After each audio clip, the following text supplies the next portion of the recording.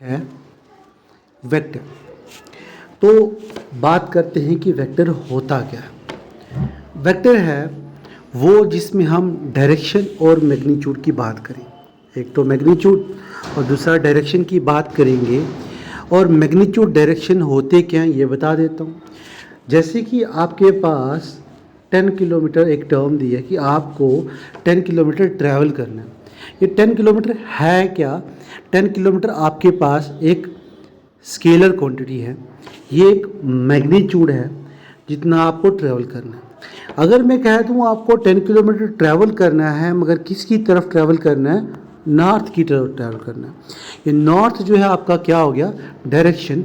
तो ये बन गई एक वेक्टर क्वांटिटी। वेक्टर क्वांटिटी में आपको मैग्नीट्यूड भी दिया जाता है और डायरेक्शन भी दी जाती है। तो हमने डायरेक्शन भी देख ली और मैग्नीट्यूड भी देख लिया। ये डाउट तो क्लियर हो गया कि डायरेक्शन क्या है और मैग्नीट्यूड क्या है। तो हमने क्या कहा कि वेक्टर वो क्वांटिटीज़ होती हैं जिनमें हम डायरेक्शन के साथ साथ मैग्नीट्यूड की बात करते हैं, उन्हें वेक्टर क्वांटिटीज़ कहते हैं। अब वेक्टर की पहचान की बात करूं तो वेक्टर को पहचानने के लिए कोई भी वर्ड उसके ऊपर आपको एक एरो सा दिखेगा। इस तरह की क्वांटिटी को आप वेक्टर क्वांटिटी कहेंगे। क्या बोलेंगे? ये कौन सी क्वांटिटी है? वेक्टर। पहचान या आइडेंटिटी क्या है? ये जो ऊपर एक एरो सा बना है ना, ये इसकी पहचान है जो रिप्रेजेंट कर रहा है ये क्वांटिटी जो है वो क्या है? वेक्टर है। अगर मैं सिंपली किसी लफ्ज़ को खाली ए लिख दूं तो ये तो स्केलर कहलाएगी। ये पढ़ेंगे क्या होता है। अगर ऊपर एरो बन गया तो वो क्वांटिटी कौन सी बन गई? शाबाश, वेक्टर क्वांटिटी। कौन सी बन गई है? वेक्टर क्वांटिटी बन गई। तो ये एरो ही है। इस एरो की अगर बात करूं तो ये एरो हमें क्या बताता है? डायरेक्शन, जिसमें एक हेड रहता है और एक टेल रहती है। क्लियर? वेक्टर तो आपको क्लियर हो गया। अब बात करते हैं उसकी कुछ टाइप्स की, कुछ बेसिक कंसेप्ट की। तो पहला कंसेप्ट है आपके पास कि पोलर वेक्टर क्या होता है। अगर सिंपल सी लैंग्वेज में अगर हम बात करें, लेमैन लैंग्वेज में बात करेंगे, तो पोलर वेक्टर वो वेक्टर होते हैं जिनका कोई एक स्टार्टिंग पॉइंट हो। ऐसे वेक्टर जिनका कोई एक स्टार्टिंग पॉइंट हो उसे पोलर वेक्टर कहते हैं। याद रखें। अगला है एक्सियल वेक्टर। वो वेक्टर जो थोड़ा सा रोटेशन इफेक्ट शो करती है, मतलब जो रोटेशन में आपको दिखेंगे। इस तरह के वेक्टर को आप कौन से वेक्टर कहेंगे? एक्सियल वेक्टर कहेंगे, जो रोटेशन इफेक्ट शो करते हैं। और इसकी एग्जांपल में आपके पास एंगुलर वेलोसिटी आ जाता है। क्या आ जाता है? Angular velocity, torque, angular momentum. ये सारे के सारे आपके कंसेप्ट्स हैं जो आगे आने वाले लेक्चर्स में हम क्लियर करेंगे। नेक्स्ट है आपके पास स्केलर क्वांटिटी। वो क्वांटिटी जो वेक्टर ना हो वो स्केलर होंगी और इनमें सिर्फ मैग्नीट्यूड होगा। ऐसी क्वांटिटी इनमें सिर्फ मैग्नीट्यूड हो, डायरेक्शन ना हो, उनको हम स्केलर क्वांटिटी कहते हैं। वो क्वांटिटी जिनमें सिर्फ मैग्नीट्यूड हो, डायरेक्शन ना हो, उसे क्या कहेंगे? Scalar quantity.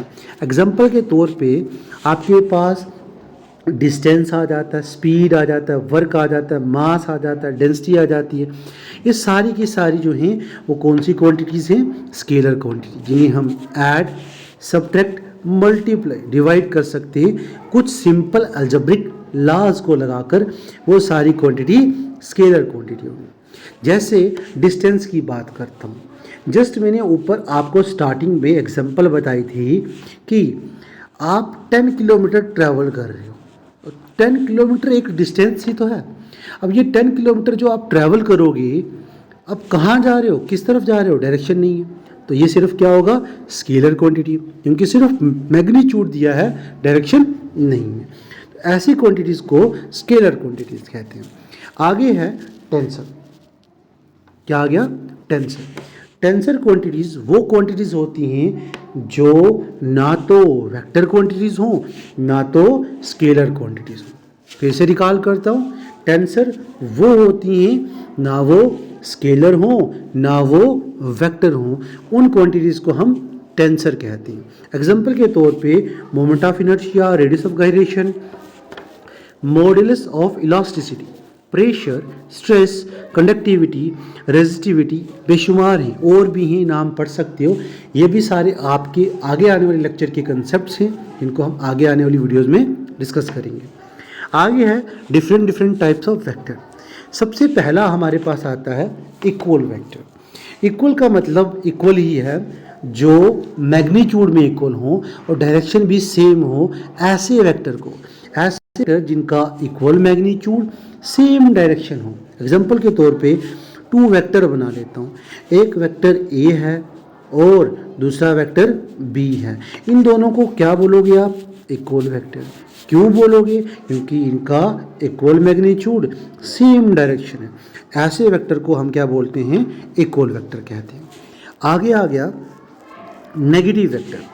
नेगेटिव वेक्टर क्या होते हैं? वो वेक्टर जिनका इक्वल मैग्नीट्यूड हो या ना हो, इक्वल भी हो सकता है मगर डायरेक्शन अपोजिट होगी। एग्जांपल के तौर पे एक ए वेक्टर है और दूसरा बी वेक्टर है, मगर दोनों की डायरेक्शन क्या होंगी? अपोजिट। ऐसे वेक्टर को हम नेगेटिव वेक्टर कहते हैं। डायरेक्शन अपोजिट, इक्वल मैग्नीट्यूड हो, ऐसे वेक्टर को हम नेगेटिव वेक्टर कहते हैं।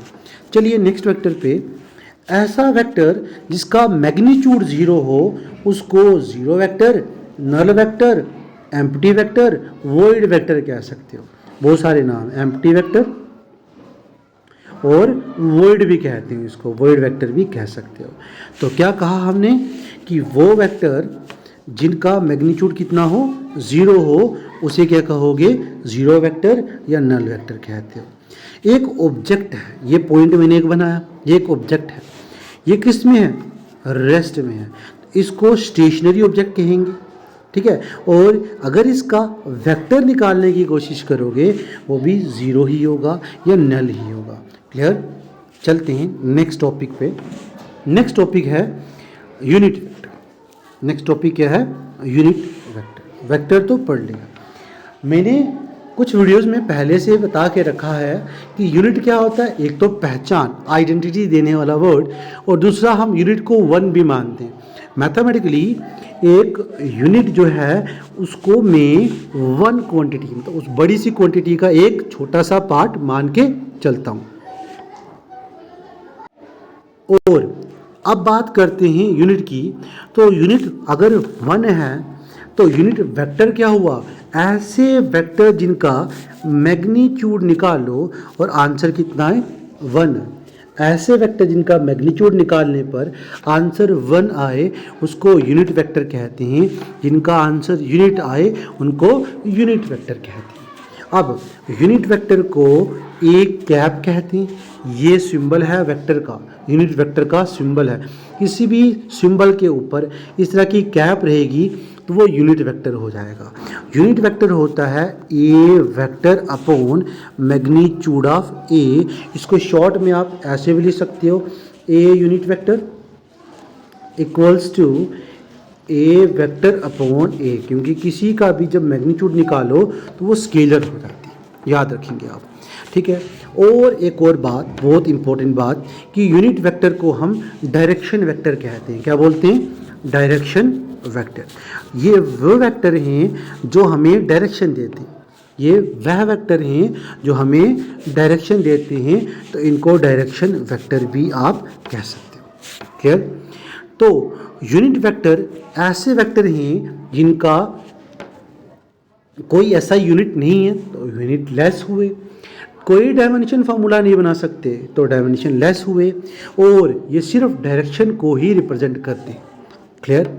आगे है ऑर्थोगोनल वेक्टर। ऑर्थोगोनल वेक्टर ना पढ़ के आप, ऑर्थोगोनल यूनिट वेक्टर ना पढ़ के सिर्फ पढ़ोगे यूनिट वेक्टर को, ठीक है।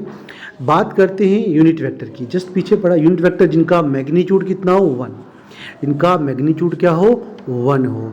और हमने एक और बात पढ़ी थी जो हमें क्या बताते हैं? डायरेक्शन बताते हैं, और इनको हम डायरेक्शन वेक्टर कहते हैं। क्लियर? अब ये भी डायरेक्शन वेक्टर होंगे। तो मान लिया जैसे हम मैप बनाते थे, ग्राफ बनाते थे, तो हमने एक्स एक्सिस, वाई एक्सिस और जेड एक्सिस बना ली। X axis Y axis, Z axis, ये 3 एक्सिस बना ली, ठीक है।